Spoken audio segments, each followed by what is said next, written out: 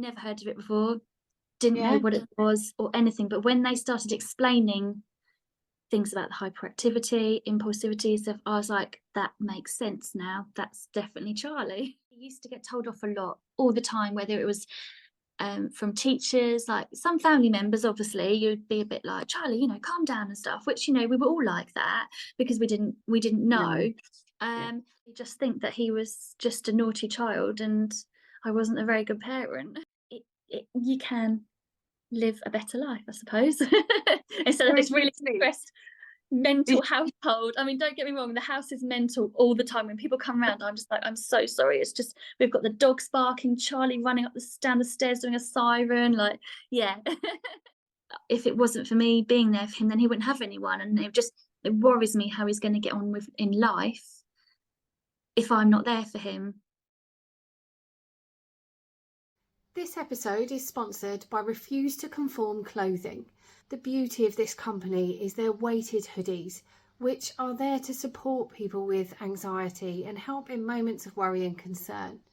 But not just that, they've got a really strong message on their clothing which supports mental health and really promotes people to be their individual selves. Their hoodies are awesome and come with a giant hood that you can hide in, super long sleeves that you can snuggle up in. They're designed to be oversized, and for any teenager that I know, that sounds kind of inviting, especially if they struggle with anxiety. So I'm pleased to have these guys sponsoring this episode today. And if you want to check out Refuse to Conform Clothing, I've put their link in the description from this podcast. So please feel free, go and have a look and see if it's something your team would really adore. Hi there, welcome to Parenting Team Podcasts with me, Rachel Martin. I hope you enjoy this episode. Thank you so much for coming on today, Sophie, to talk as a parent and the world of ADHD, a very complicated one, but I really appreciate your time. But before we go into what exactly more detail of why you're here, can you just tell me a little bit about yourself so everyone knows who you are? Yeah, my name's Sophie. I'm 41 and I'm married to Tom, and we've got 2 children, Charlie, who's nearly 15, and Esme, who's 9. Live in a really small little village. Got 2 dogs, lots of pets, just work and socialising, and yeah, a bit boring. No, I'm just checking you're not a superhero, to be fair. No. Secretly, like an I wish alternative I was. identity for everything you've done. Yeah. Just shows you're perfectly a normal person, the same as everybody else who's going to listen to this. So that's the bit we need to get across. Thank you so much for coming today, Sophie. And as I've said, here to talk about ADHD. So to unveil the mystery, I guess, can you just tell me a little bit about how ADHD came into your world?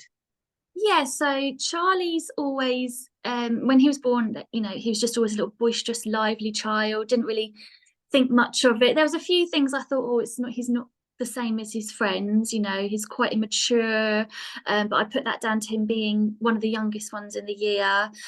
He'd have certain tics he'd do, and he hated getting his hands dirty, and he liked taking things apart and then putting them back together. I just thought that was a normal child. And it wasn't until year 1, and I went in for his first parents' evening, and she said to me basically that Charlie can't sit still. He's very fidgety, he's very loud and hyper and things. And I actually said to her, are you talking about my Charlie? Because there was like 4 different Charlies in the year. And she went, no, it's definitely your Charlie. And I just didn't know anything. Wow. I just, it kind of was a bit of a shock.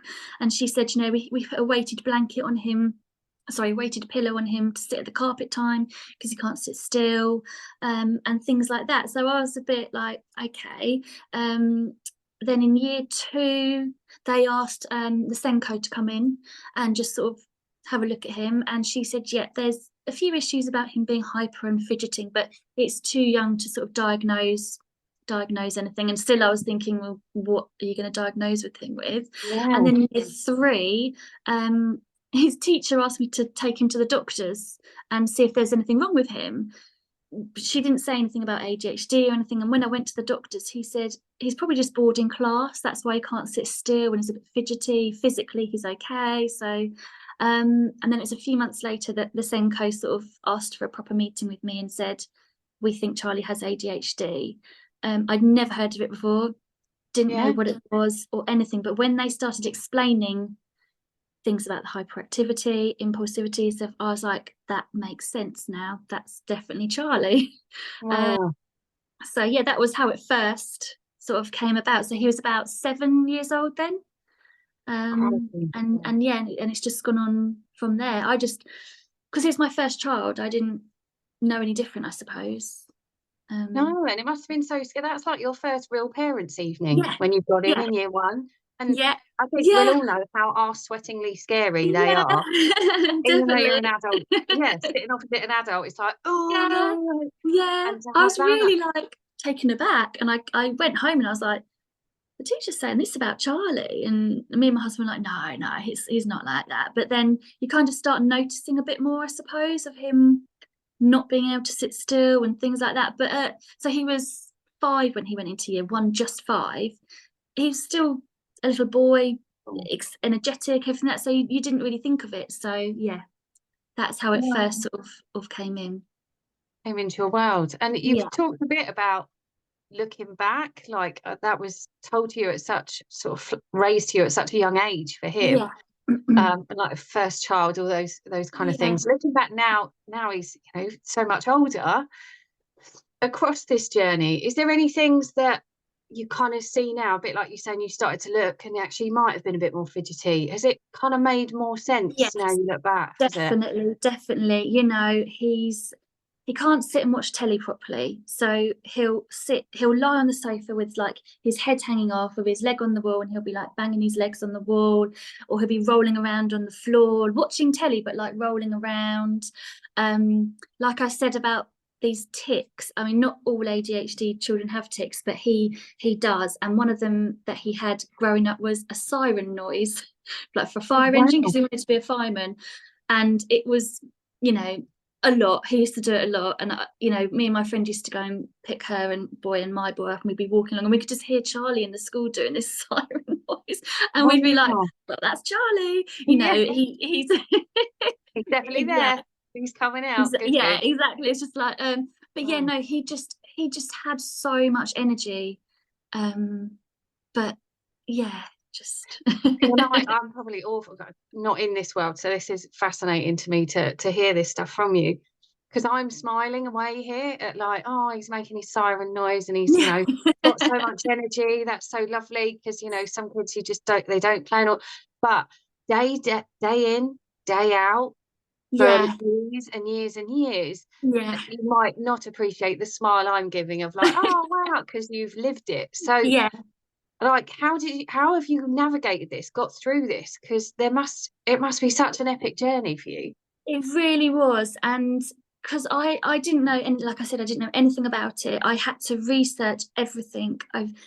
At the time he was died, like they first said it, there wasn't that much stuff, not many books and things out. There's bits on the internet, but I know it's only like 7 years ago, but there wasn't that much. So I basically had to learn everything myself. There wasn't help groups, there wasn't like social media, like Facebook groups for parents, there wasn't anything like that.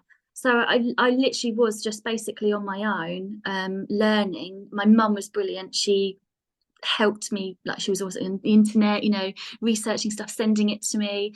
But yeah, it was basically I had to do everything on my own. And because my husband worked away a lot, or long hours, it was just me and Charlie till he was 5. He was 5 when I had my daughter. So yeah, and he didn't ever sleep. So when he went to bed, it was like I'd sit down on the sofa and just be like, this is lovely silence. And I didn't want him to wake up, in the night. I'd be dreading him waking up. And it sounds really horrible now when I think about it, but it was very stressful. Bless him. Well, is you surviving what is torture in some countries, lack of sleep, let's be honest. And we voluntarily do it.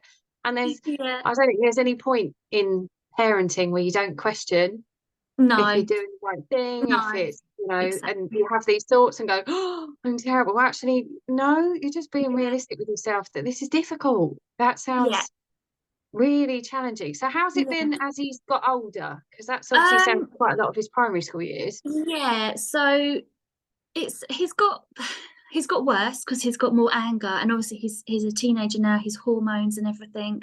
He's got really, really angry, and he does have quite bad anger meltdowns and things.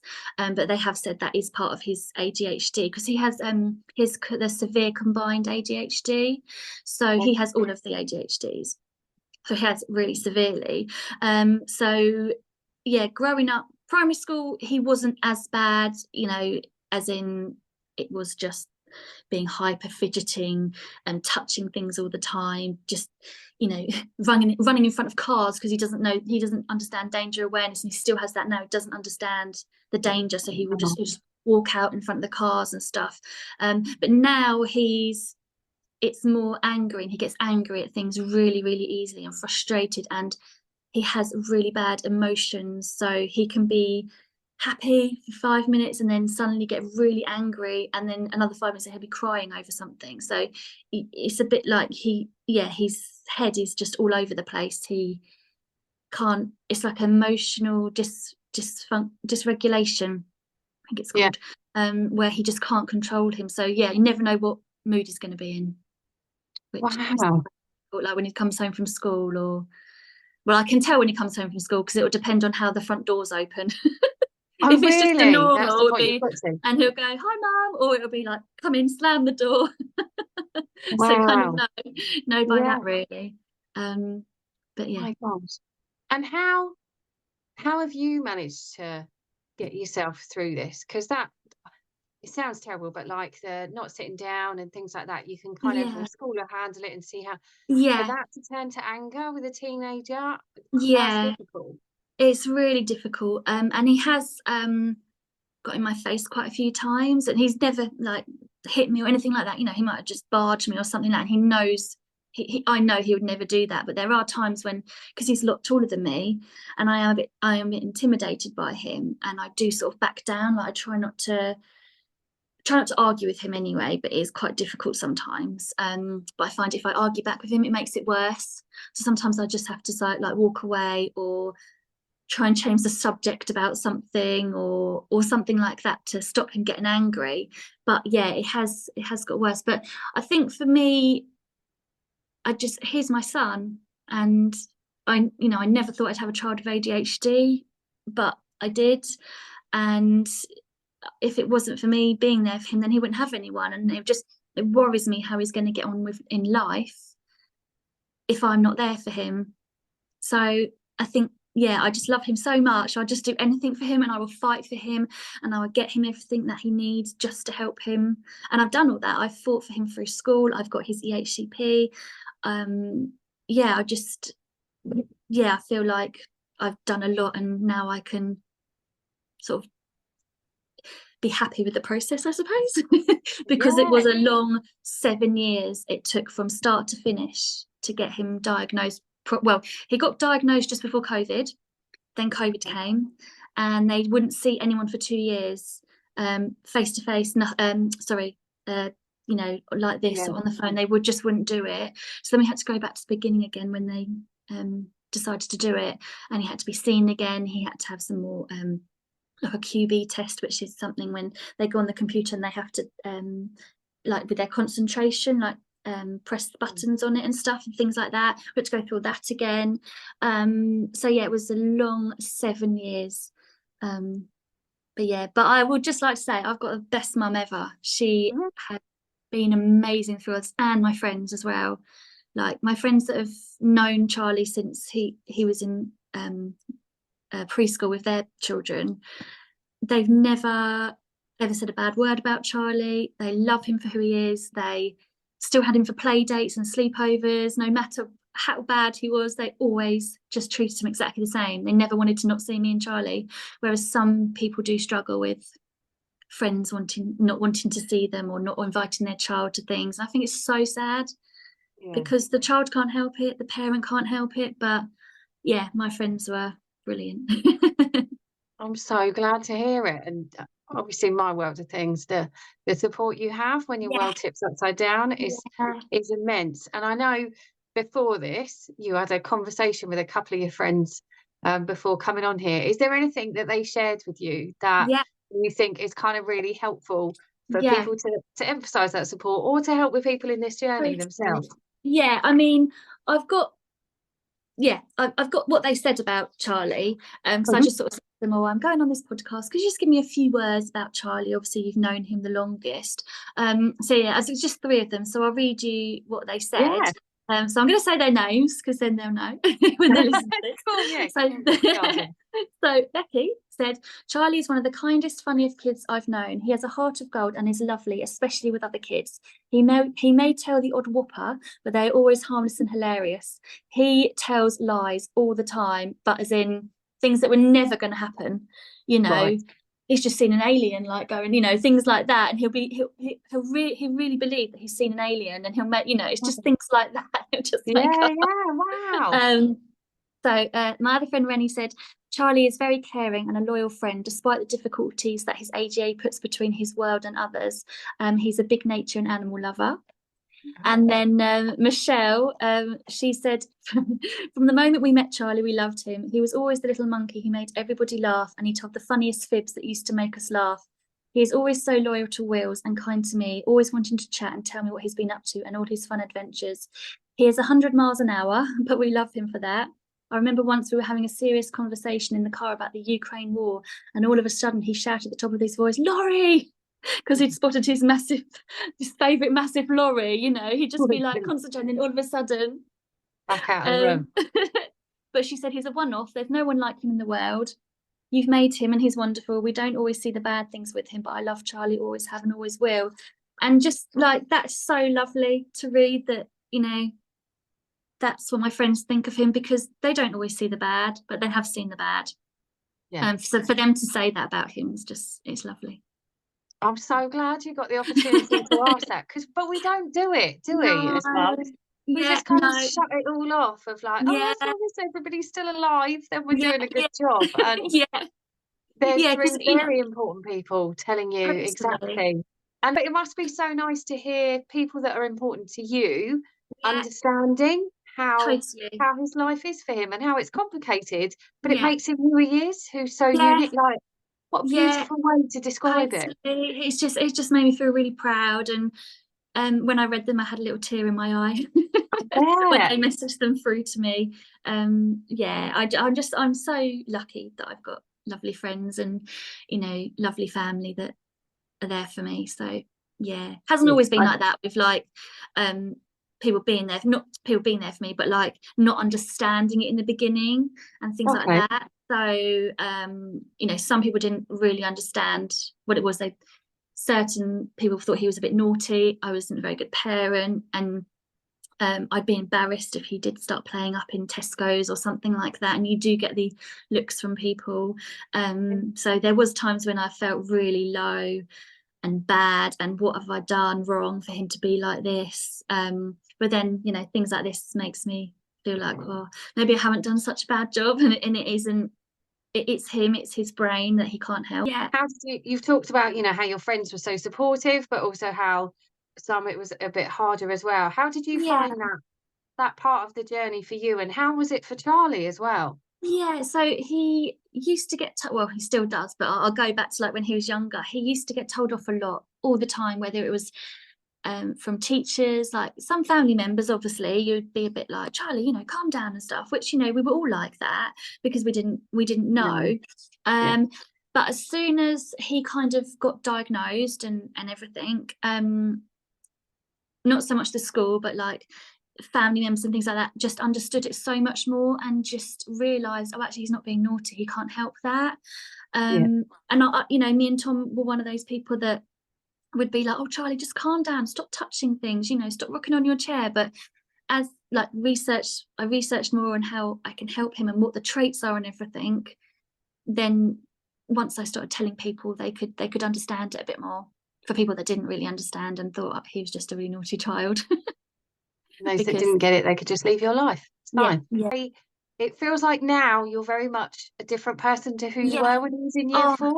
Totally, totally. Like I will stick up for him so much more now, because I know that he can't help a lot. Don't get me wrong, I still don't agree with certain stuff he does if he's rude to teachers and things like that. But I understand that he can't help with the anger, but I do not accept him being rude to teachers and things like that. And if he is, I will always message the teacher and apologise. And I get Charlie to do it as well, because I don't want him to think he can just get away and be like, oh, it's my ADHD, because I know the difference now between that. But when he was in year 8, he came home really upset, and he doesn't really get upset like about certain things. He said a teacher, he was disruptive in class, which is what he normally does, and the teacher took him out and said all this stuff to me. And he came home and told me that, and I messaged the teacher, and she messaged me back asking if she could call me, and she phoned, and she was so apologetic, and I shouldn't have done that, it was wrong. But after I explained to her about Charlie, she changed her way of teaching him in a good way. Wow. So, you know, I think when people understood it a bit more, they changed their ways of it. But yeah, as a parent, the reality is the only way they're going to understand more, because it's so individual, is from you. Yeah. So that's a lot of people and a lot of information that you've got to share. So how have you done that? I'm like, what's the secret? Well, I wrote this document for Charlie's school, for all the teachers, for them to just read about what it's like for Charlie and other children that have ADHD.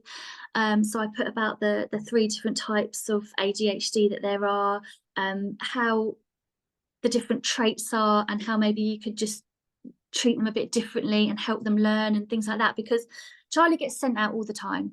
He's always being on called, which is when they get taken out by a different teacher and put into detention or isolation, or he goes to curriculum support a lot of the time because he can't stand being in the classroom when he's getting told off, and curriculum support are really good with him.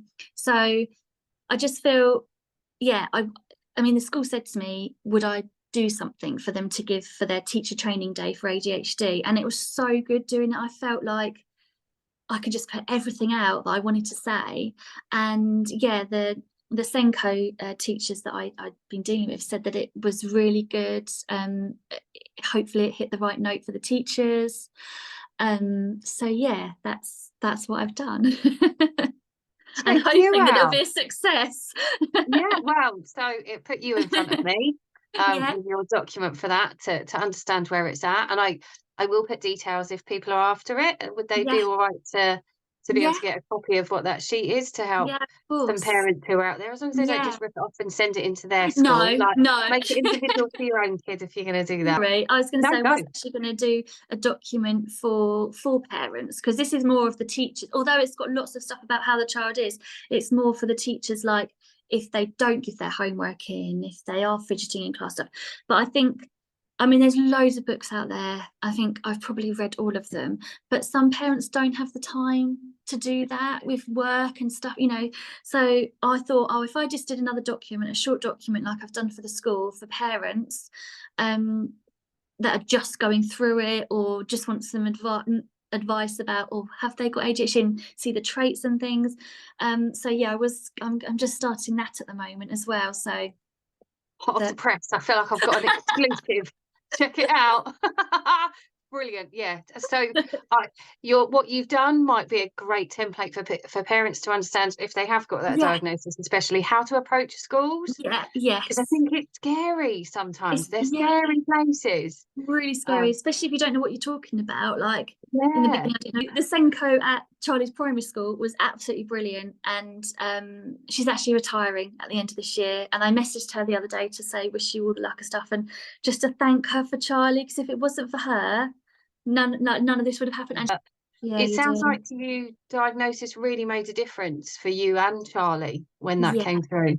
It really did. It was just such a relief. I remember I got the phone call. I was just about to take the kids to like a trampoline place. We're running late, and the phone rang, and I was like, yes, hello. And she's like, oh, hi, Sophie. You know, Charlie has been diagnosed with severe combined ADHD. And I was just like, wow, he's got the severe one. Like, I didn't really even know there was a severe one, as you know. I just knew that there was different ones. So yeah, it was really good to get it. I kind of beamed all day, but not like, oh, my son's got ADHD, but like, it's finally over. He's finally going to get the help he needs. It was a couple of months after that we went to see the psychiatrist about his medication, and me and my husband and Charlie went, and they obviously explained it all to him, and he was very happy to try it. Unfortunately, he's on his 4th medication now because they haven't worked. 2 of them were stimulants, and they gave him really bad side effects. He was fainting, not eating, he was being sick, he just was feeling very disorientated and things. But you have to leave them on there for on these tablets for a certain times, just in case the side effects go. You know, they didn't go, so we took him off those 2. Another one just didn't work, even on the highest dosage, just didn't work at all. So he's on another one now, which seems to be a bit better. He is a bit calmer than he was. We're not getting the siren as much. Or the siren, or he does, like, he'll be walking along and he'll do this big shriek and then just walk off again. So that's not been as bad. So yeah, for me personally, I think trying the medication, if you and your child is happy about that, to try it, because it's not just for me that I wanted him. Obviously I gave Charlie the choice, but he's now glad that he can concentrate a bit more at school, that he's not hyper, he can sleep now. It's not like his mind's going round and round. So yeah, for him, hopefully this one's working. But the psychiatrist did say not all medication works for children, and it doesn't. And yeah, I thought first medication is going to be brilliant. He's going to be a different child. He's going to be so calm. He's going to do his homework. He's going to just be like really calm, and we could go to the cinema, because you can't go to the cinema because he's fidgeting. And yeah, it didn't work. Didn't work like that. But now hopefully we're on the right track. It's been 2 years of trying medication.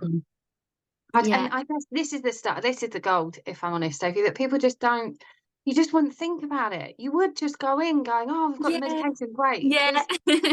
Medication works. That's what it's there for. That kind of point of let down again and having to go through the 3 months, even though it's not helping, and the side, I'm like, it's such an epic journey. It really is, yeah. Because there was one he tried. He had to have an operation on his leg, and it coincided with the time that he'd started one of the medications, a stimulant, and he became so depressed. He wouldn't eat for weeks. He lost 1.5 stones in a couple of months. He wouldn't go to school. He was on crutches, but he couldn't really walk properly because he wasn't eating. He was so frail, and he would just literally lie in his bed looking up at the ceiling. It was just awful. But we didn't know whether that was to do with the operation or to do with anyway. It was the medication in the end. He wouldn't go to school. I arranged for like 8 of his friends to surprise him after school one day, and I went and picked them up from school and brought them all around, and they all like surprised him and played Xbox and had pizza stuff, and he still wasn't himself. He wasn't the bubbly Charlie that, you know, and that was because he was depressed from that medication. So there are really bad side effects for some, but other children don't have any side effects. So it just depends. It is that luck of the draw. And again, it's coming back to finding that strength yourself to keep going on the journey when you don't get, because there just isn't a golden bullet for this, is there? There's not a one-shot answer. No, that, like you say, brings him back to do his homework, sleep great, and that's not the reality, is it? I've obviously accepted that that's not Charlie. He's never going to be that child. But yeah, I just wanted him to just have a better quality of life, really, for himself, you know, not being told off all the time from teachers and things. That is the one thing he doesn't like. He's always getting told off and always getting shouted at, and that makes him worse. And I think with ADHD children, if you don't speak to them respectfully, nicely, and you just sort of tell them to do something in a quite an aggressive manner, or, you know, they will react and they will get angry and they will not be the nicest back. Yeah, because they find they find things very unfair if they don't agree with things. For example, Charlie gets involved in a lot of things, like if his teacher's telling someone else off, Charlie will go, well, hang on a minute, that's not fair because he didn't do that, and he'll get involved with it. Then Charlie gets in trouble. But it's yeah, they're very, if they don't think something's right or fair, then they'll say it. And they, you know, if, for example, with football, with Charlie, if the ref's done a decision he doesn't agree with, he will kick off because he thinks it's the wrong decision. Yeah. So, and that's what ADHD children do a lot of. I'm glad there's a bit more to ADHD though, because I've seen a lot of men as well as boys on the football pitch who don't agree with referees' decisions. Yes. And it isn't ADHD for all of them. No. They can't have that, because they will. They'll get very excited. They'll be like, yeah, it's just my ADHD. Yeah. You can't tell me I'm not allowed to do it. You're wrong, Ref. You're wrong. Okay. Cool. So, as we've obviously talked quite a lot about Charlie, bless him, and the journey that's been for you. But I wonder, have there been any things that have helped Charlie through this as he's gone through this journey? Yeah, so we didn't actually tell Charlie in the beginning about anything. So because one, we didn't know whether he had it, and two, I just didn't want to worry him because he was a bit of a worrier and things. So we didn't tell him. So, like, for example, at school, he used to have a lot of people come in and what, like, assess him and monitor him and, you know, things like that. And he'd come out and go, oh, so and so, this teacher was watching me today. Like, why? Is it because I'm naughty? And I'd be like, oh, no, it's probably just teacher training, you know, and because you're a bit loud, they were just watching you, kind of thing.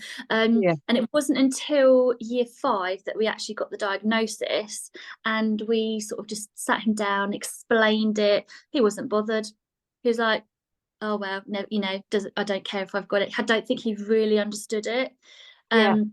It's only as he's got older, and especially like going into year 7 and the changes in the school, that he's realised that he is a bit different, and that his brain does work differently to his friends, and now he absolutely hates it. He thought, when we said to him about like the medication and stuff, he thought a bit like me, oh, it's just going to make me really much better and I can calm down and stuff. But he's never said he doesn't like the way he is, as in he's not angry that he's got it or upset that he's got it. He just hates having it because of the way people treat him.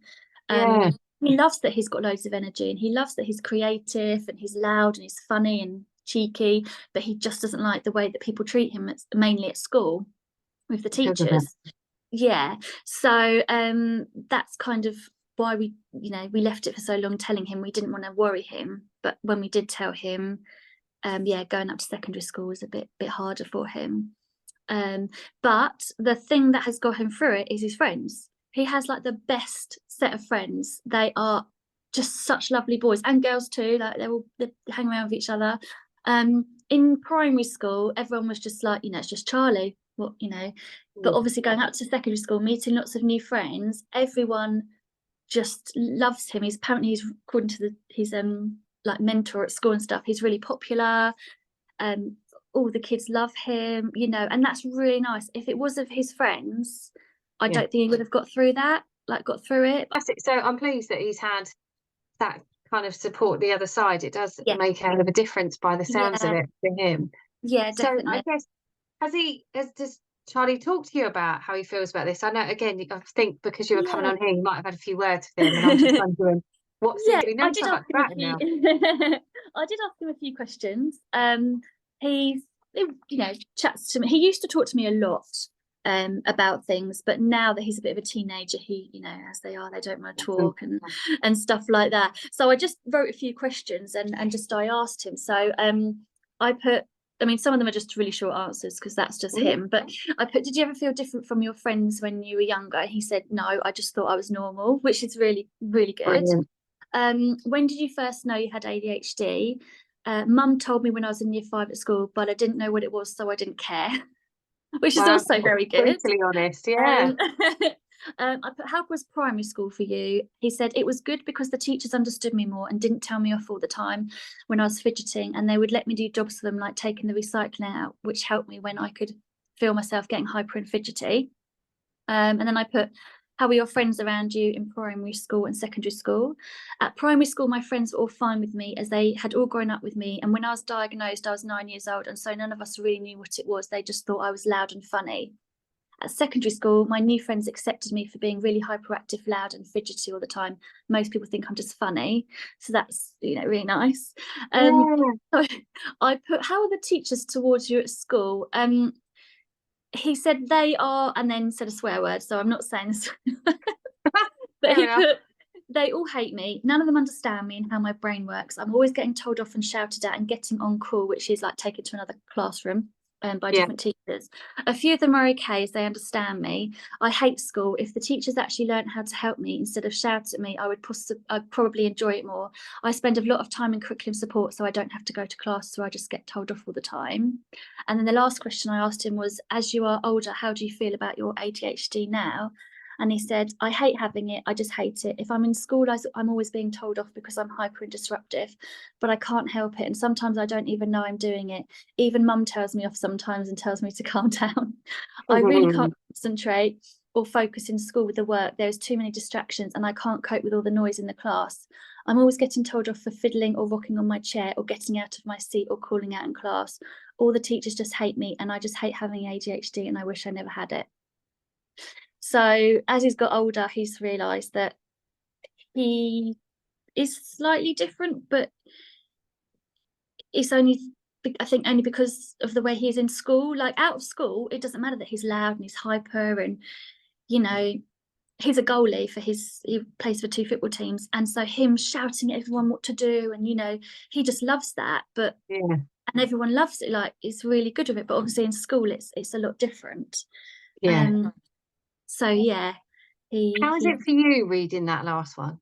Really sad because as he was telling me, I was like writing on the computer and I was just sat there thinking, I mean, I always know that he doesn't like school and because of certain teachers and stuff, but knowing that he doesn't want to go to school and like see all his friends and things like that because he's so outgoing and he makes friends easily and he's popular, it really saddens me that he just feels he can't go to school because of how he gets treated. And he finds it very unfair when if him and someone else are doing something, it'll be him that gets told off, not the other child. Even though the other child will go, oh, well, it was just me as well. They'll be like, no, Charlie. It seems like Charlie's always the one that gets in trouble. Or it's got the renowned name for himself now with it rather than, I mean, in my document I wrote to the school, I wrote, Charlie's probably known as the naughty child, but he does have a, medical diagnosis. More to this than him just being, because I guess if he's seen as the funny, like perceived as the funny joking kid, with that could potentially slant how people see him as like, is he doing it because he thinks it's really funny? And actually, I mean, no. Don't get me wrong, like there is things that, for example, I had a call from the teacher the other day and because I get a lot of calls and emails from his teachers about him, and he was like, oh, hi Mrs. Witherden, just to let you know, Charlie did really well in his maths today. Each child went up to the board and answered a question and Charlie got it right. And I was like, oh, this is brilliant. This is like a really good one. And he went, and then he just proceeded to draw a very large penis on my whiteboard. And obviously all the children laughed and everything. And he said, I told him to wipe it off and I told him to get out of my class. But for Charlie, that's just funny. He doesn't think of the consequences. And obviously everyone laughing at him is like, brilliant. Things like that. And I've just had so many calls from the school, like, where he's just not thought of the consequences. Like, so there is things where he could possibly not do those, but he doesn't think of the consequences. And his impulsivity just gets him to, So how do you find that affects all of you guys, I guess, because that impulsivity will be there at home as well. You've got a younger daughter as well. It's he's just annoying. I want to say, but he can't help it. Bless him. Like if we're having dinner at the table, he is constantly touching things or kicking the chair and kicking the table and you're like, Charlie, stop that, Charlie, come on, calm down, but he just can't help it. His impulsivity is, he will just literally, it's silly things like he went to the freezer the other day and just cooked a load of like samosas and things like that, just because he saw them in there. Oh, I'm going to cook them, I'm going to eat them. But he didn't eat them all or anything, but he just thought, oh, they look nice, I'm going to eat them. Just it's things like that. He's just, he's Charlie. He's Charlie.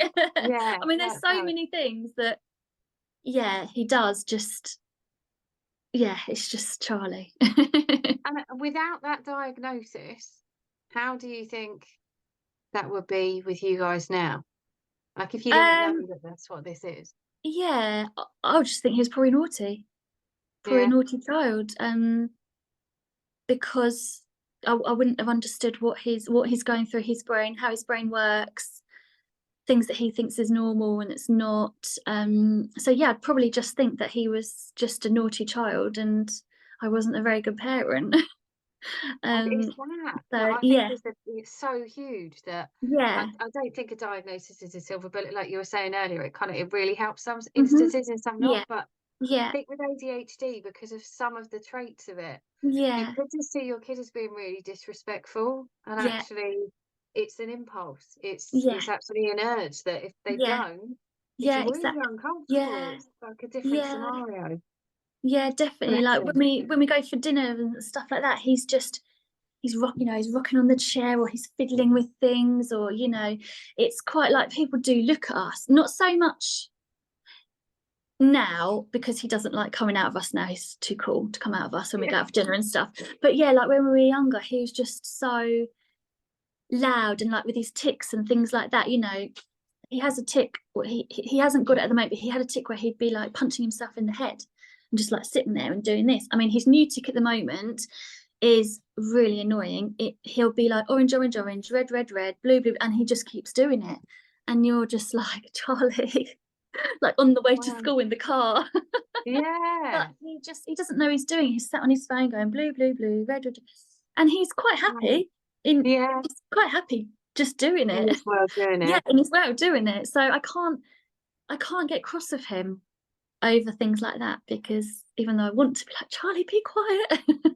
What do you do? After a while I am like, Charlie, that's enough now, please. And Esme will be like, Charlie, shut up.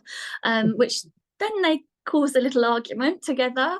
But yeah, the siren and the shrieks, that they're the most difficult ones, because you don't know when they're going to come, and their heads hitting, he doesn't do that as much anymore. But as soon as I saw him do it, I just literally go and cuddle him and like try and stop him, or try and change something, like, oh, come here, let's do this or something, to try and take his mind off of it. Draw out of it. Or he'll do things like he'll go like that a lot and stuff. So that's quite one that he does a lot. Well, it's an easy thing to do. They don't need anything, does it? It's just always the ability to be able to do it. So but it's really fascinating to see how you've, as a family, have adapted. And like you say, where you would have got really cross and potentially always been fighting and arguing, and now actually you're in a different phase. But you mentioned Esme there. How's this been? Because it's a family thing. I've worked with anxiety a lot. That disrupts families massively. You're talking far bigger scale. How have you found her? So I asked her some questions about like, how do you feel about your brother who's like extremely hyper and fidgety and stuff, and she's only 9, but she's quite bright for being 9. So she said, well, it is hard. He always tries to make me do stuff, and when I say no, he gets really angry and crazy to me and hits me. He is sometimes annoying because he won't calm down. He can never really sit still, like at the dinner table. He is always moving and knocking the table or my chair, which is really annoying. He can be in different moods, like getting angry, and he will hit and kick me, but then he can be nice to me sometimes. When we play together, he can be nice, but then 5 minutes later, he will be moody and angry. He cries a lot if mum says he can't do something. He will cry and get angry and push his mum, and I think he's absolutely nuts. I do love him, though, even if he is annoying, which is cute. Bless her. And I should just say, I'm from what we've talked about, he hits and kicks me. We're not in a situation here where there's anything anybody needs to worry about. Oh no, nothing at all. No, he never hits and kicks me like that. No, sorry, he never hits and kicks her like beating her up kind of thing. It's more So she'll be playing with like her Surveillant Families or her Barbie, and she sets it all up nicely, and he'll just go and walk through it and pretend he hasn't seen it and things like that. So that's the kind of thing. Yeah, no, he doesn't do anything like that. No, yeah. No, I know this. And I appreciate her honesty, so wouldn't want to take away from that in that sense. Yeah. But don't ignore the other. Bless her heart. No, yeah. Honestly. But she gives as good as she gets. Don't, she proper gives as good as she gets. And she'll start it sometimes, and so she's not all innocent. So I'm intrigued, what is like a day in your life of your family and stuff? How does it work? Especially because you said Tom's not always there, or how does it work now? Well, Tom actually is there a bit more now because he's changed his job, so he doesn't have to leave as early in the morning. And he actually said to my parents the other day that he didn't realise how hard it is for me in the mornings with Charlie, like getting him up for school and everything. He said, I'm constantly, Charlie, you need to get up for school now. Charlie, you need to get dressed for school. Charlie, don't forget your teeth. Oh, Charlie, have you done this? Have you got your PE kit? Have you done it? And Charlie just lies in bed and refuses to get out. I have to take him breakfast in bed now because he refuses to eat before school. And, some people be like, well, just don't feed him. But I can't do that with him. He needs to have food, and also he has to take it with his medication. So I need to make sure he eats. So I do, and I'll be like, and it has worked a bit more. I'll be like, here's your breakfast, and you need to get up and get ready. And he sort of has got a bit better at doing that. But yeah, Tom told my mum and dad that it's like absolute carnage at home because he didn't realise how hard Charlie is, and the constant reminders to do everything. And he didn't say it to me, but it's really nice that he's noticed it, because the mornings are the worst because obviously he slept all night, so he's really hyper in the morning. Miserable but hyper. Not a great combination in anyone's house. Not at all. No. Bless you. It does sound so. Yeah, a fantastic journey of huge ups and downs by the sounds of it, supported by some fantastic people, a bit of luck, a bit of education, a bit of information has helped you and Charlie and all of your family to navigate this path. I guess long 7 years for you, impossible question, but have you got any tips for anybody who's maybe on this way, or things that you do that you found that have helped in your family life that people could steal? Still, well, I did write a few things down, just in case. So yes, let me just have a little look.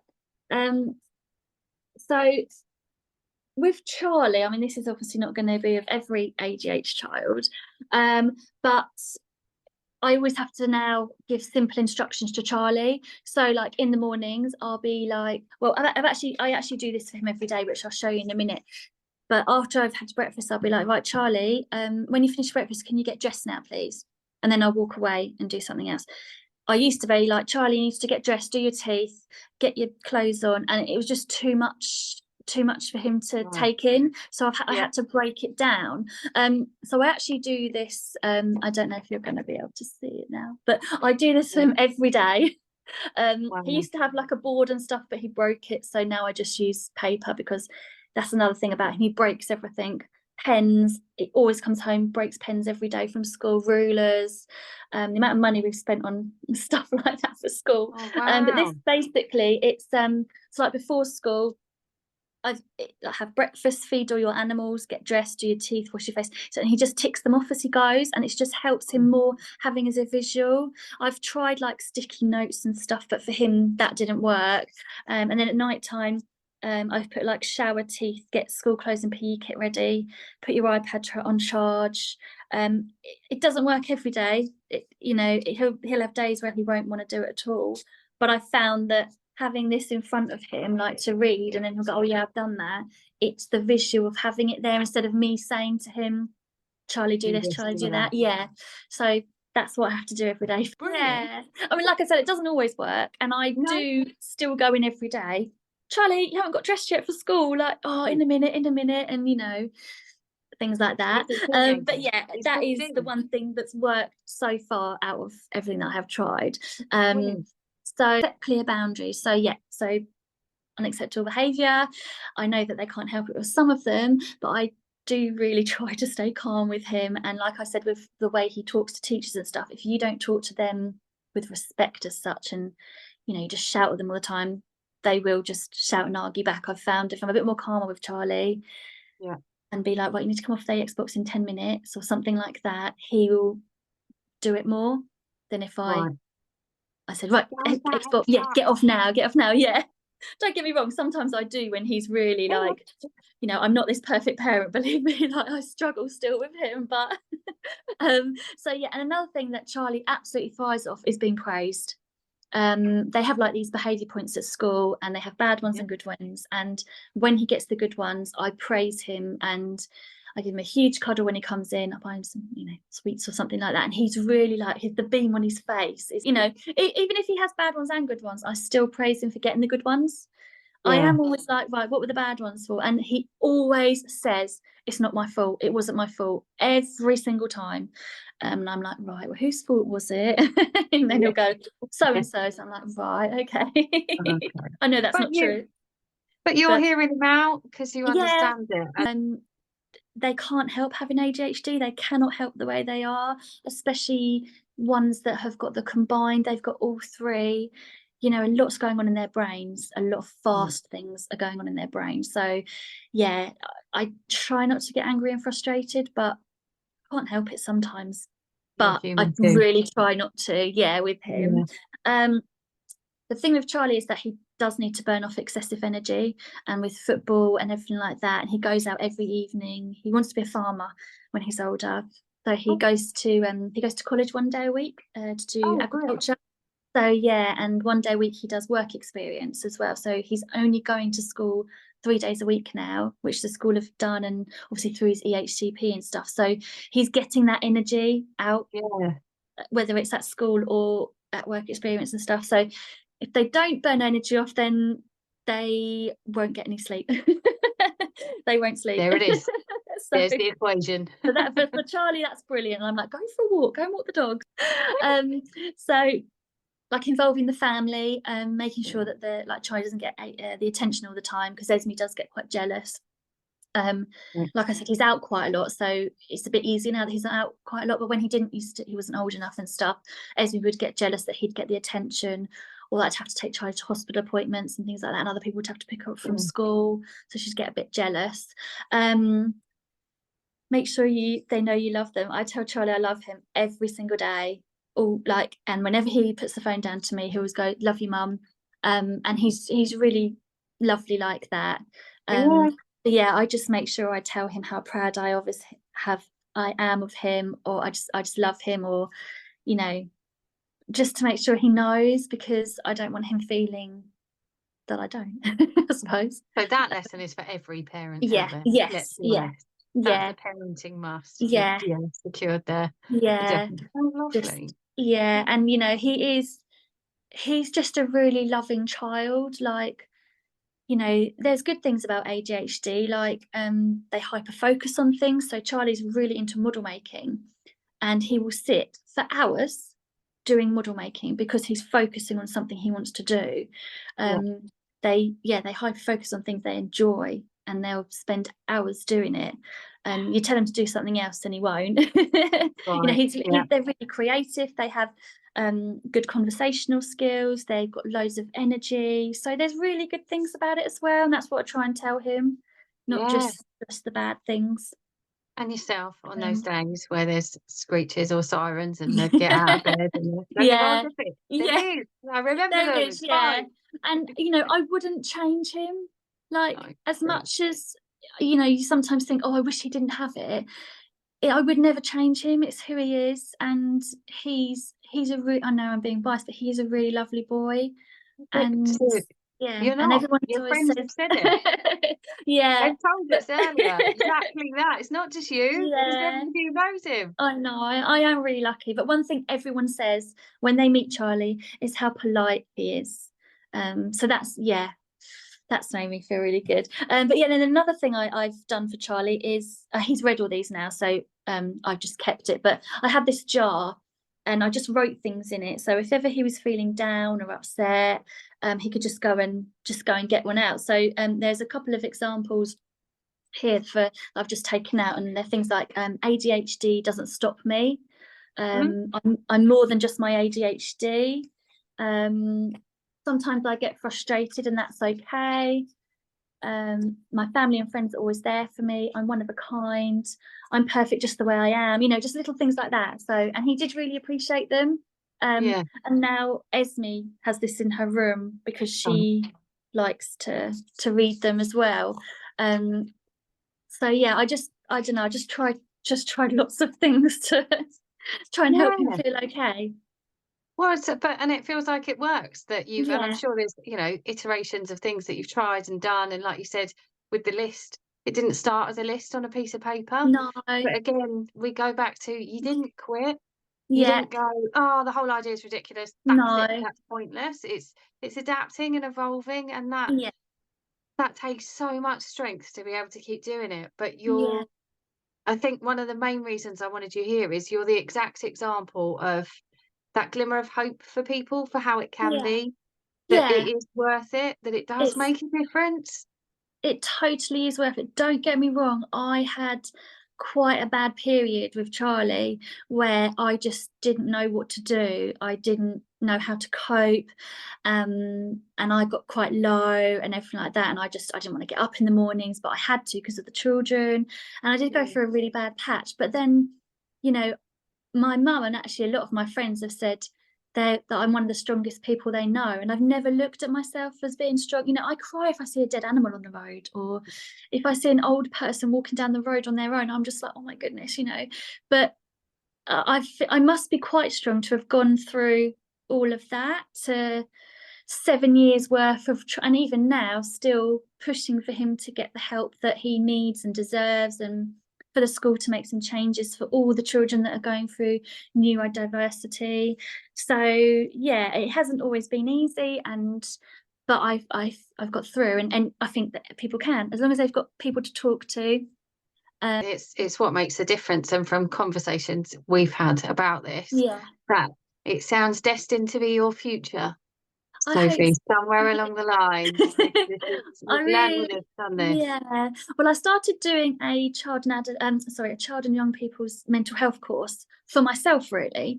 And then I thought to myself, do you know what, I've gone through this with Charlie. I'm obviously no professional or anything like that, but I've now decided that I would like to go along the line of helping parents and children going through the process, or in schools of children, because the child and young person's mental health course covers loads of stuff like anxiety, depression, all that kind of stuff. But I'm also doing an ADHD course as well, just to get qualifications in just learning about it, or learning more, and then hopefully in August I'm doing an autism course.